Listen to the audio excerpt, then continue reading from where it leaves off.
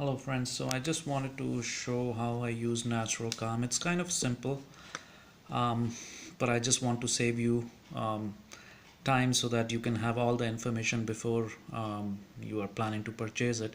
As the directions say, it just says you place powder in a glass or mug, add 2-3 ounces of hot water, and then it goes on to say you can also um, simply add natural calm to a glass or bottle of cold water.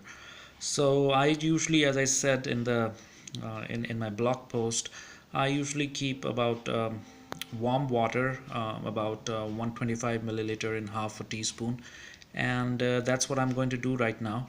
And all that it does is it's kinds of fizzes a little bit, and that you have to wait for it to settle down, because that's when the chemical reaction gets completed.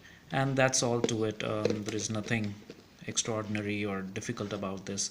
I'm using the original unflavored version. As I said in my blog post also, it's the cheapest one, and the flavored, they were kind of as bad in taste as this particular one, so it does not make any difference to me. And of course it's the cheapest. So what I'm going to do is I'm going to just put water, about 125 milliliter, which is half of this cup that I have, and I'm going to just put about half of half teaspoonful, which is about 1 gram. So, and that's it.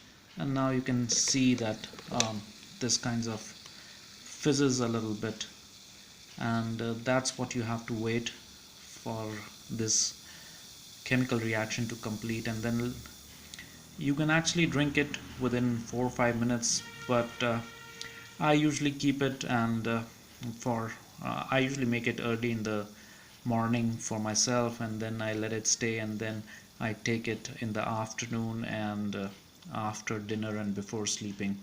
So this way I have two doses.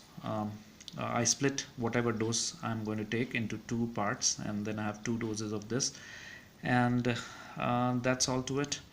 So I hope you have good amount of information for you to decide how to use it and whether it is applicable to you.